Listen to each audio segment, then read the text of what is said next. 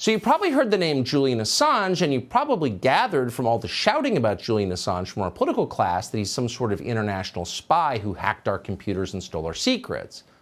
But that's not at all what Julian Assange is or has ever been. He didn't hack anybody's computers. He's a journalist.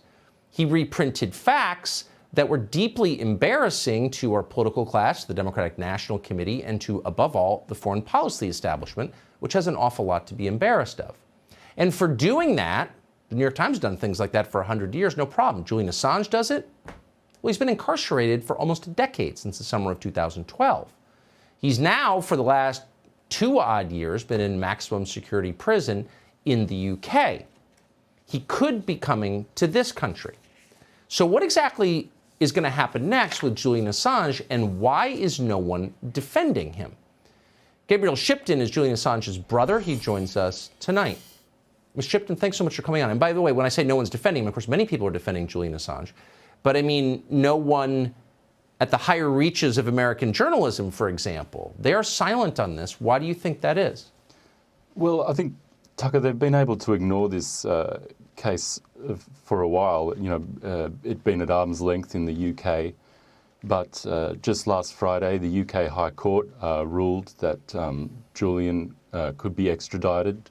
They approved the extradition to the USA. So the case is now coming here. You know, Julian has a chance to appeal, but it was the Chief Justice of the UK, who's the highest judge in England and Wales, who ordered the extradition. So it's very unlikely that an appeal will go ahead. So I think that people here the media, the government can no longer ignore that this case is coming. This, this criminalisation of, it's basically the Biden administration has criminalised telling the truth with this indictment. And it's even worse than that, actually. They've criminalised knowing about classified information. And so now it's coming to this country. The extradition has been ordered by the High Court.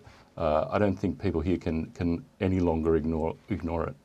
You got to ask yourself, though, and I don't think you live in the United States, but we're in the middle of a crime wave in which many thousands of people have been killed over and above last year's numbers, in which many thousands more have died of drug overdoses from drugs that are coming. So we have a lot of crime problems in the United States right now, but the Biden administration is very focused on getting its hands on your brother. Why is getting your brother more important than bringing, say, murderers to justice?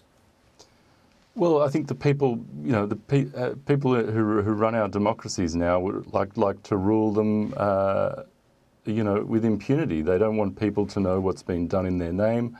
They want to keep secrets. They don't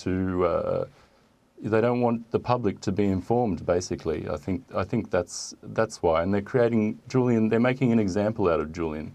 They're saying to people, if you tell the truth about our secrets, if you tell the truth about the security state or anything really, this is what's going to happen to you.